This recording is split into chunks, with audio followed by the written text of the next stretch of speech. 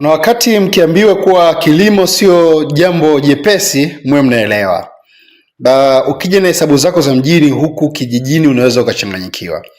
Hebu fikiria hizi nyanya zote unaziona hapa, nimenunua kwa shilingi 1000. Zote kabisa shilingi 1000. Sasa toka na hesabu zako za mjini, sawa ambao unanunua labda nyanya hizi hapa au hizi hapa au tuseme hizi hapa mbichi peke yake kwa shilingi 1000. Ukipiga hii hesabu hapo unaweza kusema hizi nyanya labda 5000, labda 4000, si ndio? Ukitoka na hesabu zako ukaingia shamba bila kujua msimu huwa unabadilika, kichwa kinaweza kikakuuma. Yaani mkulima amepambana kuanzia miche mpaka kulea mpaka imefika hivi, alafu hizi nyanya zote hapa anauza kwa shilingi 1000 tu. Zote hizi nimenunua kwa shilingi 1000. Na sio ameniuzia kwa sababu ananijua, huyu mtu ameniuzia mimi anifahamu kabisa. Na watu wengine pia wananunua kwa kiasi hiki kwa shilingi 1000. Tazama nyanya zilivyo nyingi. Sasa kwa wale ambao huwa mnafanya vilimo vya kwenye madaftari, sawa, kabla ya kuamua kwenda kufanya kitu practical, nenda kaangalie pia kwenye field mambo yakoje.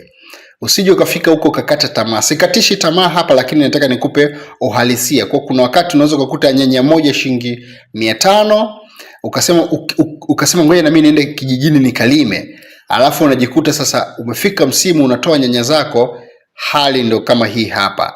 Nyanya nyingi kama hizi shilingi 1000. Inawezekana naye alipiga hesabu zake kwa bwana, nikitoa nyanya zangu labda kiasi fulani itakuwa hivi na hivi na hivi na hivi. Mambo yanabadilika, kilimo hakitabiriki. Kwa hiyo kwa nyinyi ambao huwa mnalima kwa madaftari, kwa calculator sana, nimeamua kushare hii video muweze kukumbuka. Nyanya hizi zote shilingi 1000. Sasa hapa ni shamba. Sasa inawezekana labda ukienda ukisogeza mjini mara usafiri na nini inaweza kaongezeka kidogo, lakini shamba nimenunua nyanya kama hizi zote ni shilingi 1000. Kikweli inachanganya kichwa. Msimu ukifika mambo sio mazuri. Kwa hiyo nimeamua kushare kwa sababu nimeshangaa kuona mbona nyanya nyingi kiasi hiki, lakini kwake imeonekana ni normal kwa sababu soko limeshakataa. Kwa hiyo anauza tu mambo yaende. Nawakumbusha wale ambao huwa mnalimia kwenye madaftari, mara nyingi kuna msimu unatokea hali inakuwa hivi, mambo yanakuwa yamekaza sana.